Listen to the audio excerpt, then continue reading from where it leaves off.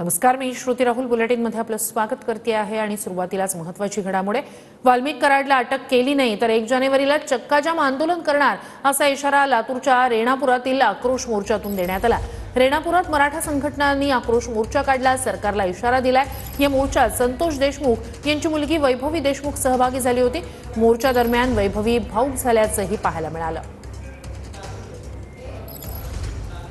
तर लातूरच्या रेणापूरमध्ये आज मराठा संघटनांनी आक्रोश मोर्चा काढलेला होता आणि यातच वाल्मिक कराडला अटक केली नाही तर 1 जानेवारीला रेणापूरमध्ये चक्काजाम आंदोलनाचा इशारा देण्यात आलाय. तसंच धनंजय मुंडे, पंकजा मुंडे यांच्या राजीनाम्याचीही मागणी करण्यात आलेली आहे. या आक्रोश मोर्चामध्ये संतोष देशमुख यांची मुलगी वैभवी देशमुख भाऊक झाली होती.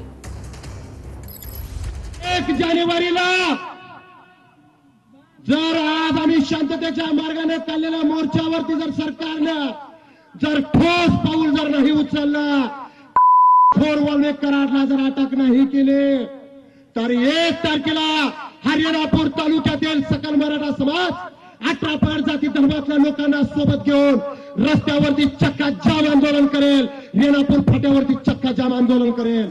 हे आमचं दुसरं आंदोलन आहे. असे आपल्याला 4 आंदोलन करायचे. आज एक संपला, आता फक्त 3 राहिले आणि 4 आंदोलन जर करेपर्यंत जर सरकारनं जर ह्या अटीच्या अटी आरोपीला जर अटक नाही केली, प्रकरण जर फास्ट ट्रॅक कोर्टात जर नाही चालवलं तर आम्ही रेणापूर तालुक्यातले मराठे आम्ही आमच्या बहिणीचं आणि आमच्या लेकीचं कुंकू पुसणाऱ्या गावापर्यंत जायला सुद्धा आम्ही मागे पुढे पाहणार नाही. आज प्रत्येक मराठा बांधवाच म्हणतोय की ह्या प्रकरणाचा निकाल जोपर्यंत लागत नाही तोपर्यंत मुंडे बहीण भावाचा राजीनामा घ्या. तरी सुद्धा फडणवीस साहेब घेत नाही.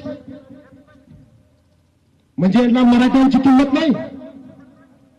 मग अशा लोकांना आपली किंमत दाखवण्यासाठी काय करावं लागेल ते आता तुम्हाला आम्हाला करणं गरजेचं आहे आणि एकच करायचं आहे की तुम्ही आम्ही एक व्हायचं आहे.